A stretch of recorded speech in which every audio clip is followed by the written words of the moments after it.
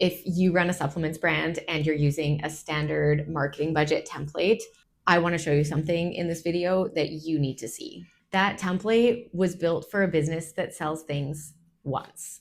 A fashion brand, a home goods store, a brand where someone buys and then maybe they come back or maybe they don't. And the math doesn't really care that much either way. Your business is not that business.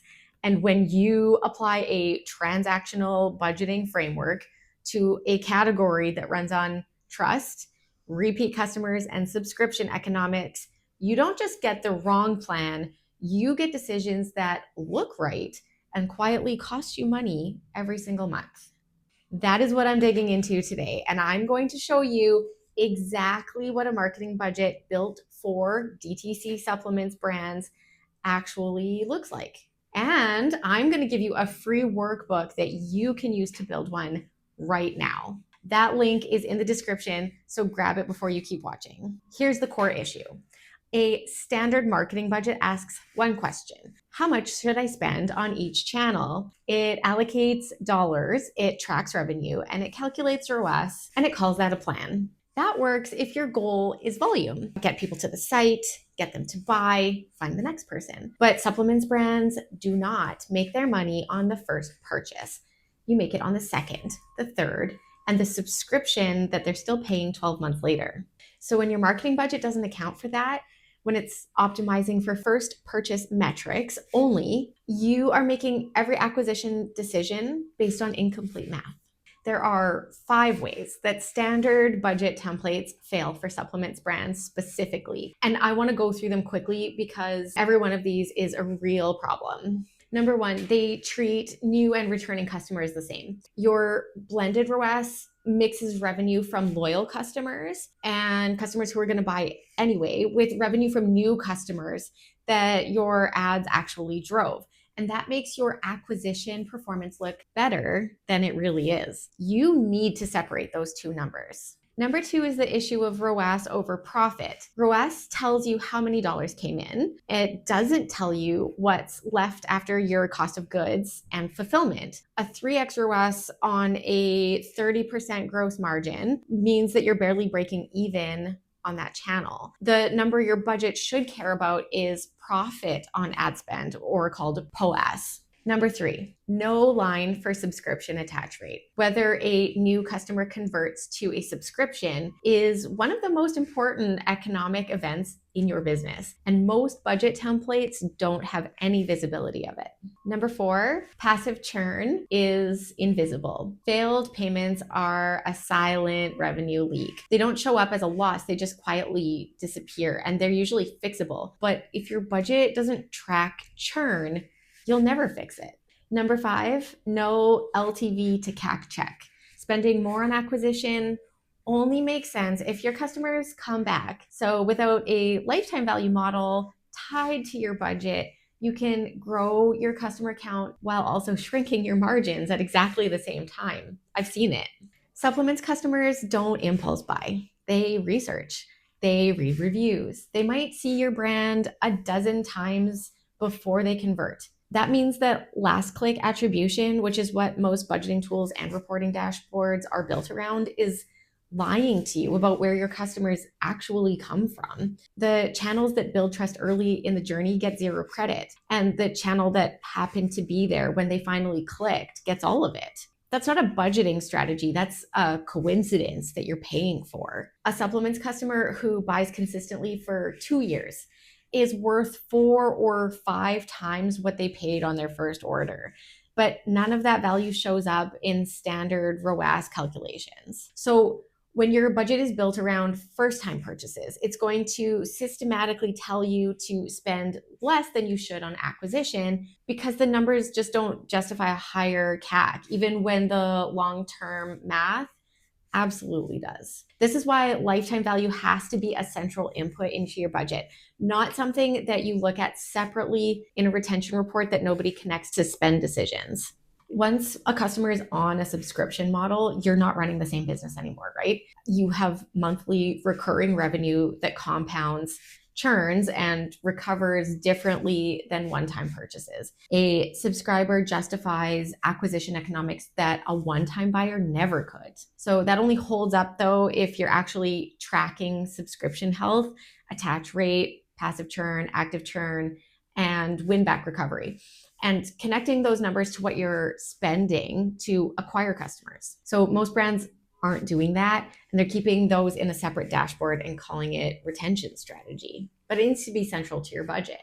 So what does a marketing budget actually built for a supplements brand look like?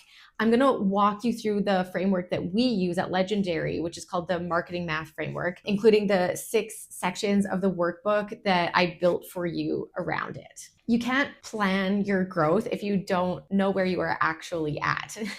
And I mean specifically not blended revenue and not platform reported ROAS. I mean your real new customer count or percentage and your actual gross margin, your total ad spend divided by total new customers. That is your true blended CAC, and it's almost always higher than what your ad platform reports.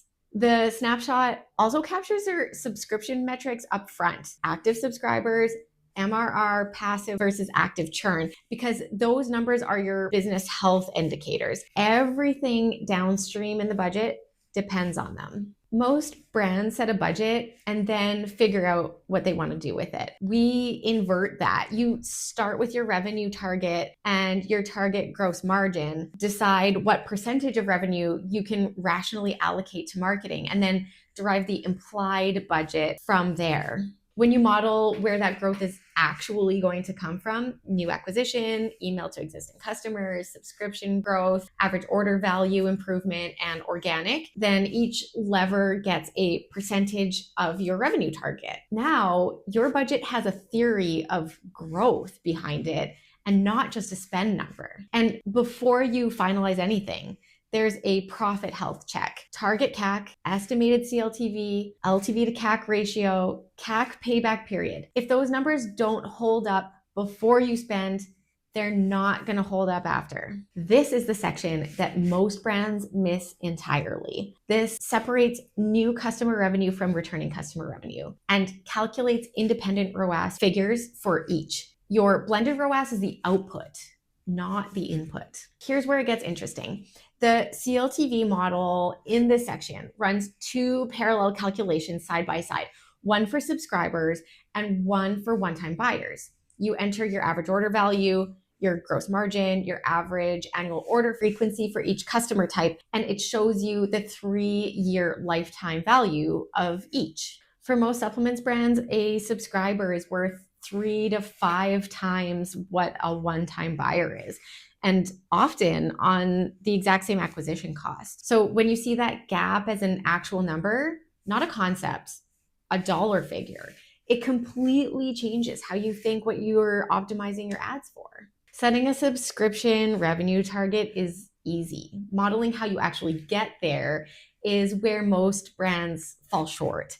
The MRR growth model tab does exactly that. You enter your starting subscribers, your new monthly subscriber ads, your passive and active churn rates, and your win-back recovery rates. The model projects your subscriber count and MRR month by month for the full year and shows you the compounding impact of churn in real time. The part I want you to pay the most attention to is the scenario comparison at the bottom. You can model what happens to your ARR if you cut passive churn in half. What happens if your subscription attach rate goes up 10 percentage points? For most brands, the ARR difference between those scenarios is hundreds of thousands of dollars. That's not a retention problem. That's a budget allocation problem. The last section scores every channel across 4 criteria: new customer ROAS, CAC versus benchmark, subscription attach rate contribution, gross margin contribution.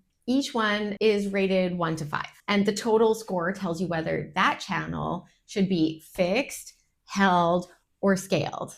This replaces the most common failure mode I see: brands continuing to spend on channels because they are familiar, or scaling channels without strong blended ROAS without checking whether the new customer acquisition underneath actually holds up. The fix, hold, scale decision should be happening quarterly, not once a year. Most of your competitors are using a budget template that was designed for a very different type of business. They're watching blended ROAS and they're missing what's happening with new customer acquisition. They are looking at subscriber counts without separating passive from active churn. And they're scaling channels based on platform reported numbers rather than what the actual new customer math says. Getting your budget framework just right doesn't improve your planning, it changes what you can see. And in supplements, where the brands that win are the ones that build the deepest trust with the most loyal customers, seeing clearly is most of the job. The workbook that we've built around this is free. All 6 sections are fully built out with the formulas wired so that you can put your own numbers in and see exactly where you stand. The link again is in the description, so you can grab it right now. And if you're watching this and you've got a specific question around your brand's numbers, you can just drop it in the comments. We read every single one and we pick the best questions to turn into future videos. What's the biggest growth challenge that your supplements brand is dealing with right now? Tell me below in the comments. That might be the question that forms the basis for the next video in this series.